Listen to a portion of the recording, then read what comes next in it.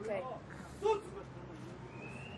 So, first of all, let me say that I started my meeting. Is it all fine? Yes, we're set up? Yeah. Okay, good. I started my my meetings today and my visits with a very good meeting with civil society organizations. I want to say this because the European Union supports, first of all, the country and its society and all the citizens of this country. And civil society organizations are doing a remarkable work in this respect.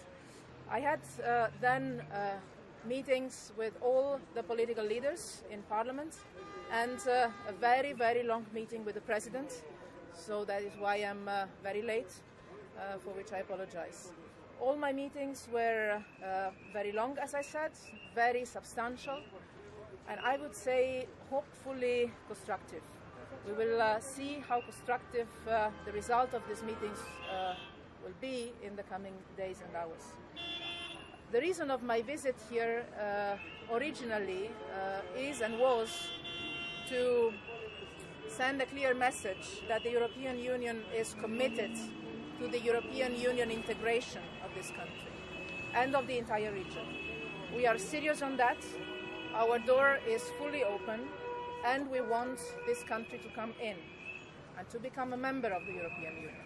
This is the sense of my visit here today and the message I'm bringing, not only to this country but to the entire region.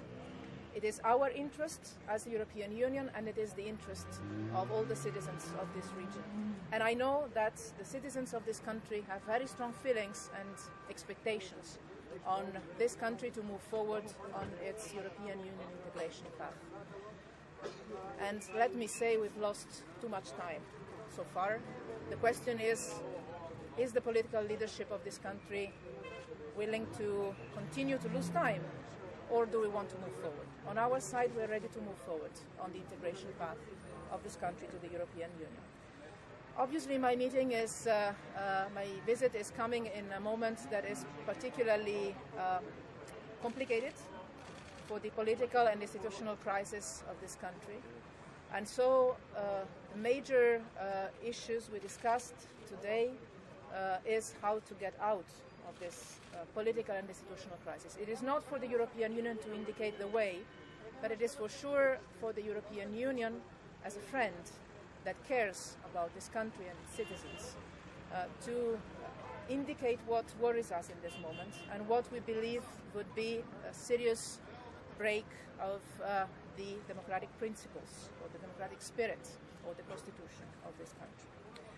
I believe after having exchanged with many colleagues and friends in the European Union, but also in NATO, because this morning I discussed about the content of my visit also with the NATO Secretary General, Jens Stoltenberg, that asked me to convey my messages also on his behalf. I believe that it would be impossible for anyone to convince anyone in the democratic world that a majority of members of parliament who represent a majority of citizens in a unitary state cannot be allowed to form a government, and that instead of a democratic rules, a chaos needs to be established or prevail. This breaks the spirit of democracy. This is inconsistent with basic democratic principles. This is inconsistent also with the Euro-Atlantic integration process that is proclaimed as a priority by all party leaders as well as by the President himself, and I know it's a priority, it's a real priority for all the citizens of this country. So I asked the President to reflect on the way forward, to reverse his decision in the interest of all citizens in this country, and as the Constitution says, I quote, entrust the mandate to a candidate belonging to the parties which have a majority in the Assembly. This is the Constitution of this country, and we expect the Constitution to be respected. Last but not least, I would like to spend a word to say that all political leaders and all those that have institutional responsibilities have the duty to contain and scale down the rhetoric avoid that this political and institutional crisis becomes an inter-ethnic conflict, or even worse, a geopolitical conflict. This is a complex country in a complex region, and we live in complex times. We do not need fuel, because we have quite some fires already. So I really hope that everybody will exercise the maximum of responsibility and avoid any rhetoric that can fuel clashes or confrontation in the society. Your country is not exposed to external threats, but to some serious internal problems. And it is up to the leaders of this country to take responsibility and bring the country out of this. I believe that it is going to be important to avoid any irresponsible behavior, any incitement to tensions between communities. I also believe the right question to ask is why one or the other community feels threatened, and how to tackle the absence of trust. You are one country with many citizens, and it is up to the leaders to find a way of making these citizens live together in one country, together in respect and in trust. I will be leaving Skopje tonight, but I will be reporting to the foreign ministers of all the 28 member states of the European Union on Monday in Brussels. We will discuss the situation here.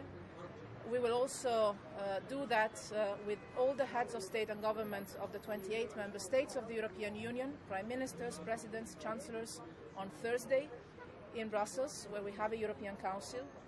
So we will come back to the situation in the country in the coming days and weeks, and you will continue hearing messages from us in this respect. I hope that the good exchanges we had today, both with the leaders, all of them, and with the President, will allow the country and its institutions to find a reasonable way forward in full respect of the Constitution, and to bring the country out of this institutional and political crisis in a very responsible manner.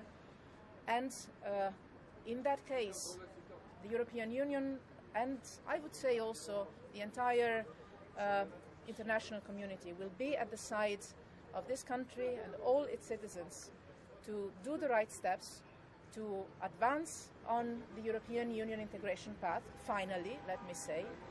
Those of you that know me know that I may be the best friend and the best sponsor of bringing the entire region inside the European Union. Don't lose this opportunity. We can work on that, but we need the country to have strong, solid democratic institutions and to be united in this. Thank you. Thank you.